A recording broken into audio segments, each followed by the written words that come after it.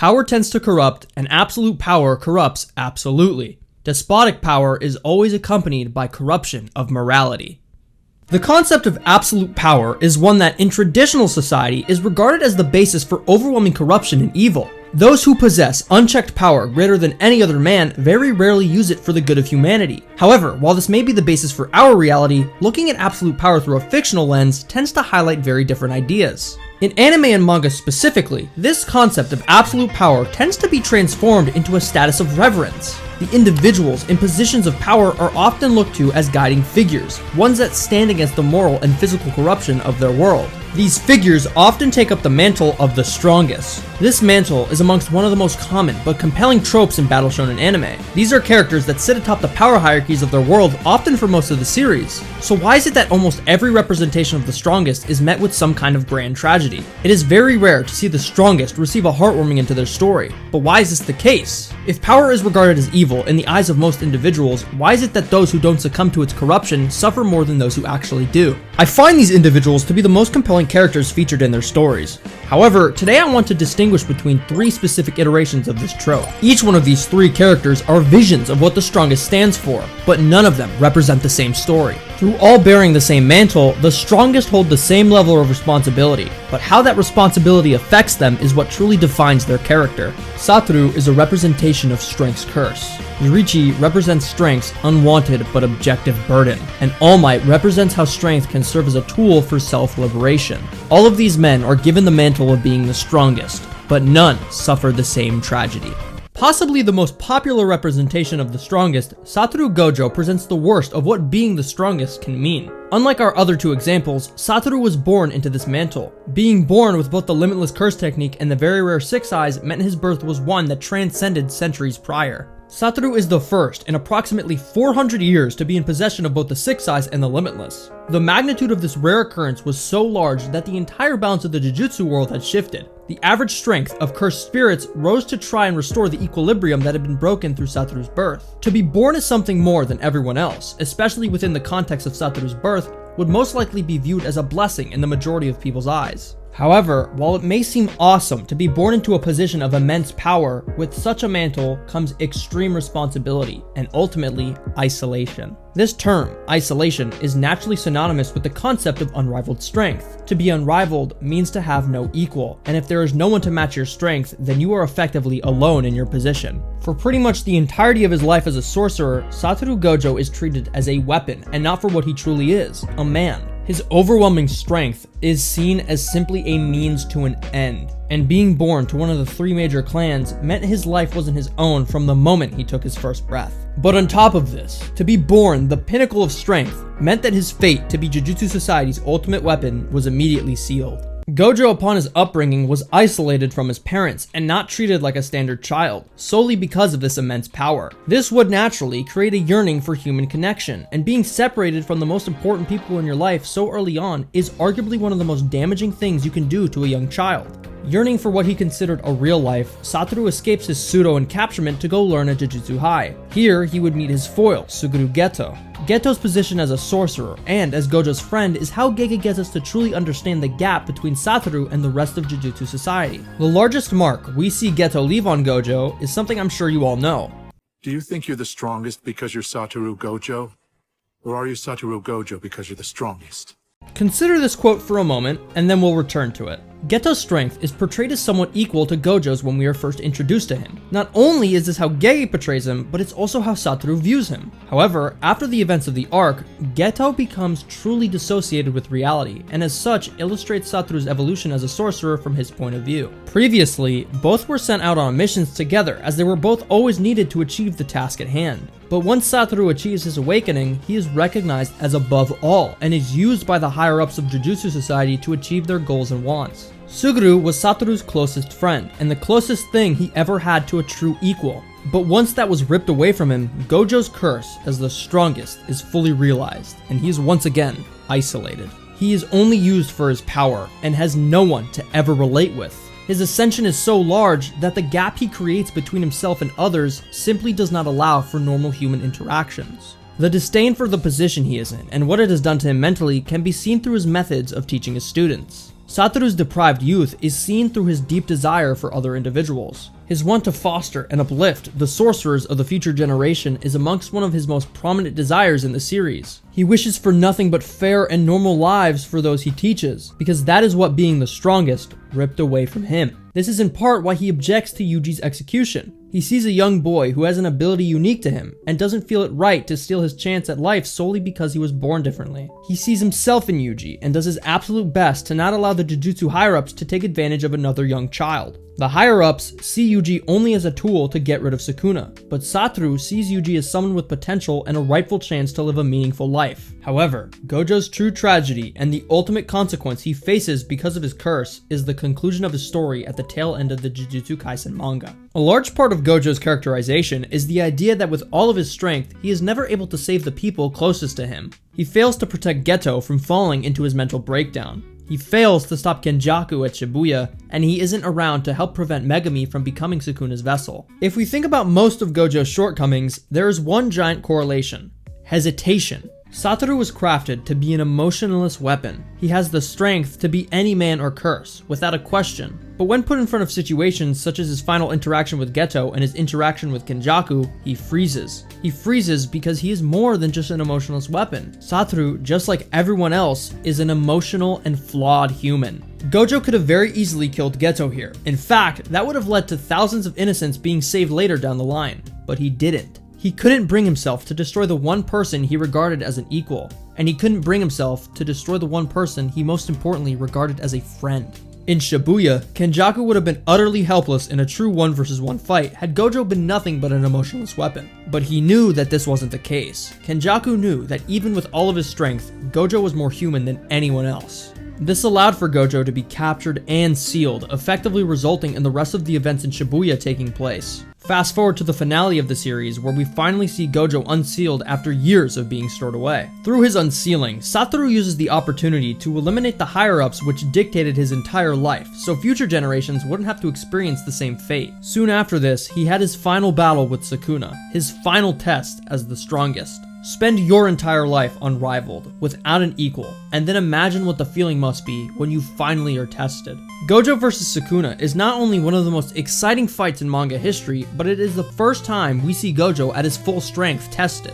Throughout the entire exchange, he is smiling from ear to ear. He is happy and excited to finally share his mantle with another. Satoru could have very well eliminated Sukuna as soon as he arose from his seal, and while in the series it is stated that he wished to complete a few things before fighting Sukuna, you can't help but think a part of him also wanted to fight the King of Curses at his full power. The fight ultimately ends with Satoru's defeat, but we as readers are shown Gojo feeling content. He went toe-to-toe with the pinnacle of Jujutsu and fostered his students to the best of his ability. But his curse cannot allow for such an ending. When others considered plans for if Satoru wasn't able to beat Sukuna, they suggested Yuta use Kenjaku's technique to take over Gojo's body, as he would still be their strongest asset. Gojo allows for this plan to happen without argument, most likely because he didn't believe he was going to lose, but also because he had found his answer to Geto's final looming question.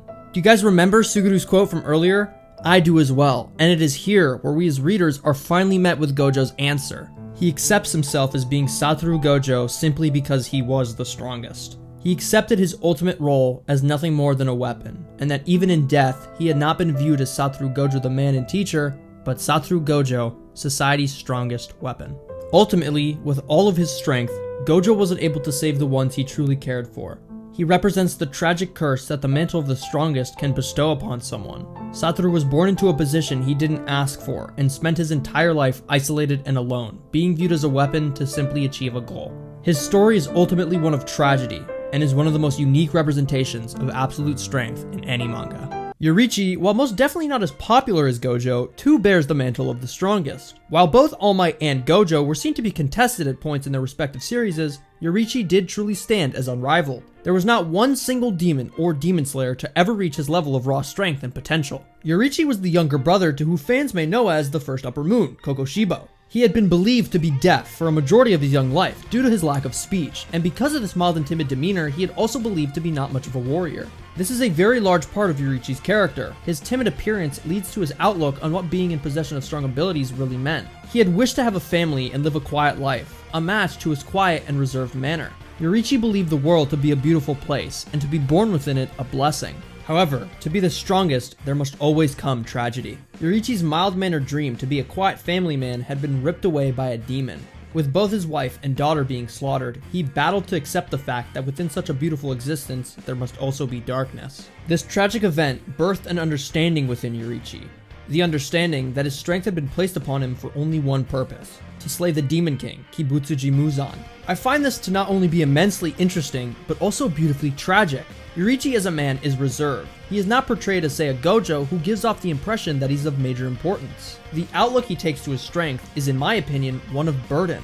He only accepts the true role placed upon him after the world he resides in displays its true nature. This is even better displayed within his relationship to his older brother, Kokoshibo. Kokoshibo, as a young child, is very adamant on wanting to be the world's strongest swordsman. Yorichi, in response to this, doesn't wish to compete with his brother. Instead, he looks up to his brother and only wants to grow alongside him, not wanting to be the best himself. His wish was to be the world's second strongest swordsman, not because it's his actual desire for life, but because he simply wishes to stand by his brother's side. However, when both brothers received their Slayer marks, Yorichi, after not seeing Kokoshibo for a large majority of his adult life, believed him to be dead due to the circumstances surrounding the mark.